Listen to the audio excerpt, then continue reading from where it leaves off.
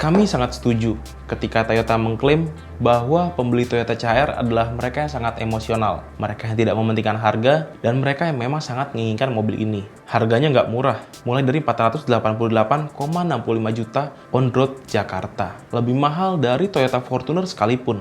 Namun, pembeli mobil ini saya rasa tidak akan mempermasalahkan harga. Toh, mereka yang akan beli CHR akan membelinya tanpa memikirkan opsi mobil lain satupun. Kali ini, kami akan mereview secara mendalam Toyota CHR untuk digunakan dalam kehidupan sehari-hari. Seperti apa performanya, dan apakah dia layak dihargai 490 juta?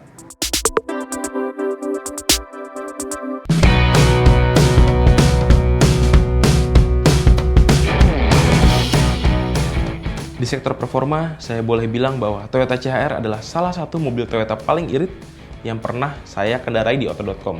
Di jalan tol, ia mampu mencetak 18 km per liter dengan sangat mudah. Sedangkan di jalan ibu kota yang macetnya membuat kaki kram, ia masih mampu berjalan konsumsi hanya 12 km per liter. Tentu, kami bisa mendapat hasil itu dengan beberapa trik. Pertama, Anda harus menyalakan mode berkendara ke Eco, bukan normal ataupun sport, dan mengupayakan eco indikator ataupun panduan berkemudi irit yang ada di panel instrumen selalu menyala selama pengujian.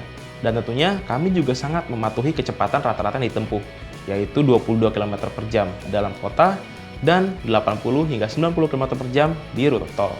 Akselerasinya sebenarnya terbilang kurang untuk mobil dengan kapasitas seperti ini. Untuk mendapatkan akselerasi pada kecepatan menengah, kami terasa cukup sulit. Namun, napas mesin masih terasa cukup panjang dan tetap padat hingga kecepatan tinggi. Kembali lagi, ini ternyata memang karakteristik dari transmisi CVT. Walau demikian, berkendara dengan transmisi itulah Anda bisa mendapatkan efisiensi dan pengendaraan yang lembut pada mobil bertransmisi otomatis. Dan akhirnya, efisiensinya juga bisa dijamin. Sekedar informasi tambahan, Toyota CHR yang diedarkan di Indonesia bisa meminum tidak cuma bahan bakar bensin, tentunya bukan diesel ataupun solar ya. Namun, Toyota sudah menyiapkan CHR dengan mesin 2ZR FBE, yang mana mesin ini dikembangkan oleh Toyota Motor Manufacturing Indonesia untuk mampu mengolah bahan bakar yang lebih fleksibel. Artinya, ia sanggup mengolah bahan bakar dengan kandungan bio yang disarikan dari tanaman, bukan hanya menggunakan minyak bensin yang berasal dari fosil. Harusnya hadirnya Toyota CHR dengan mesin yang flex fuel ini bisa memacu pihak industri maupun pemerintah untuk menyiapkan regulasi dan bahan bakar yang lebih ramah lingkungan ini.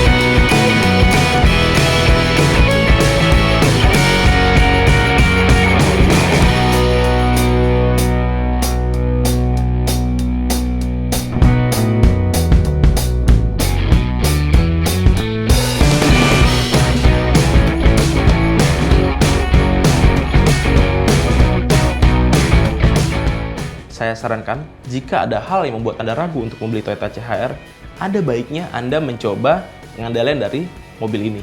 Bagi kami, Toyota CHR merupakan salah satu mobil Toyota dengan handling paling impresif yang pernah ada. Prinsipal Toyota sudah membangun CHR dengan kaki-kaki yang sangat akomodatif untuk pengendalian yang presisi, nyaman, dan stabil.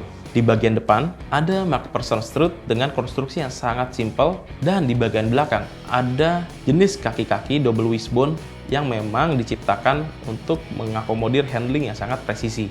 Honda HR-V dan Mazda CX-3 saja masih memanfaatkan kaki belakang dengan jenis torsion beam.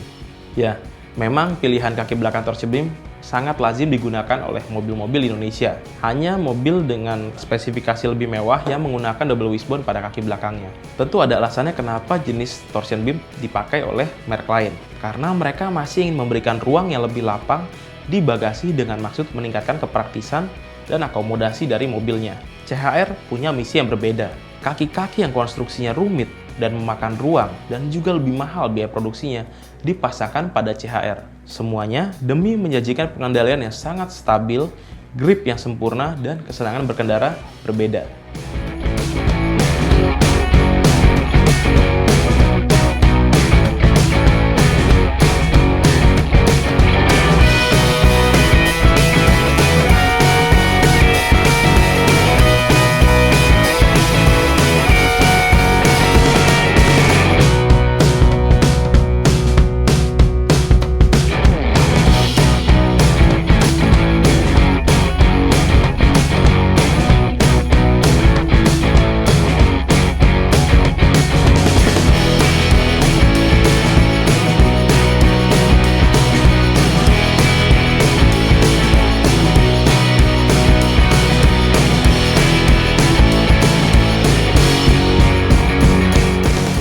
Boleh saya bilang bahwa tampilan Toyota CHR adalah yang paling menggugah yang pernah didesain oleh para insinyur Toyota.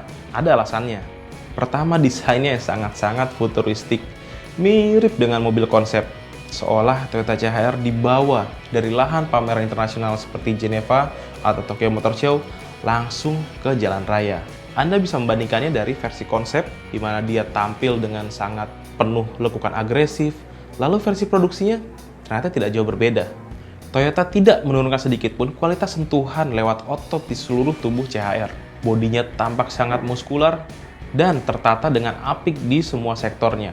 Konon, desain Toyota CHR memang merepresentasikan sebuah crossover. Bagian setengah ke bawah, Anda akan melihat bahwa ini adalah sebuah SUV. Proporsi yang sangat kekar dan tangguh dilihat dari bagian tengah ke bawah. Lalu setengah ke atasnya akan merepresentasikan sebuah kendaraan sport yang penuh dengan desain yang atap yang landai, lalu bagian depan yang sangat tajam.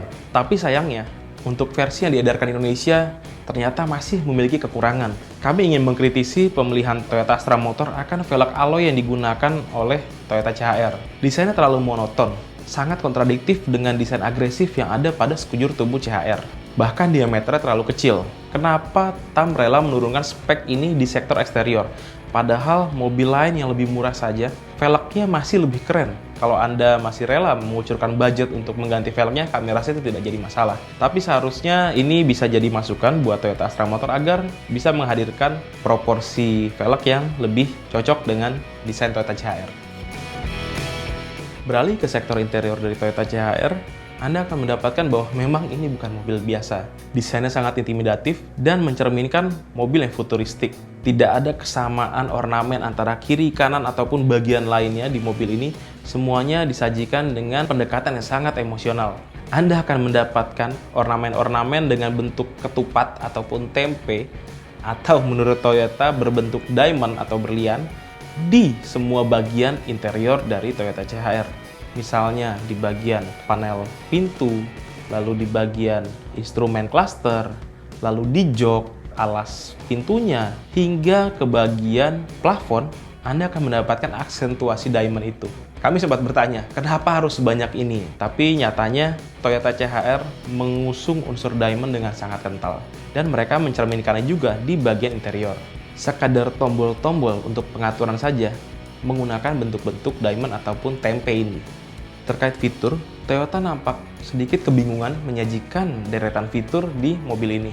Kami melihat ada beberapa fitur yang tidak seimbang. Misalnya, banyaknya fitur keselamatan ternyata tidak sebanding dengan lampu depan yang masih menganut sistem halogen. Mungkin karena Toyota sangat peduli pada keamanan ataupun keselamatan berkendaranya. Mobil-mobil mereka saat ini memang tidak sedikit pun berkompromi soal keselamatan. CHR punya total 7 kantung udara atau airbag di sekujur interiornya. Dan ada 4 rem cakram lengkap dengan ABS, EBD, dan juga brake assist untuk menunjang performa deselerasinya. Lalu, kendali stabilitas diserahkan pada VSC, yang termasuk juga traction control di situ. Hill start assist yang juga tidak bisa dinonaktifkan, dan blind spot monitoring system hingga rear view monitor. Yang perlu Anda ketahui juga, CHR sudah menggunakan rem parkir elektrik.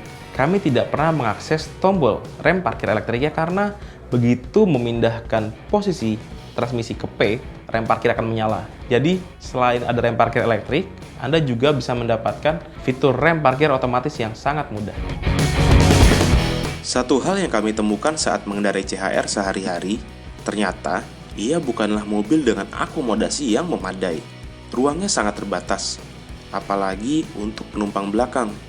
Memang masih muat untuk 5 orang dewasa dengan sedikit berkompromi, atau layak untuk 4 orang dewasa, plus 1 anak kecil di bagian tengah bangku belakang. Sayang, penumpang belakang harus merasakan sumpeknya kabin karena atap yang menurun dan juga terbatasnya visibilitas karena jendela kabin yang kecil. Masalah? Tentu tidak. Toh bagi sang pembeli, akan lebih baik berada di balik bangku kemudi. Rasakan nyamannya hingga asiknya berkendara CHR di baris ke-1 berkat kemudahan mendapatkan posisi terbaik untuk berkendara sehari-hari maupun jarak jauh. Secara kesimpulan, Anda harus mencoba sendiri Toyota CHR untuk memberanikan diri meminangnya. Tapi kami rasa jika Anda sudah berani datang ke dealer dan berpikir untuk meminang Toyota CHR, kami rasa tidak akan ada faktor yang membuat Anda batal membelinya. Di Indonesia, Toyota CHR memang bersaing dengan Honda HR-V 1800 maupun dengan Mazda CX-3. Tapi kami rasa jika Anda memang sudah memilihnya, tampaknya mobil lain tidak akan jadi pembanding yang cocok.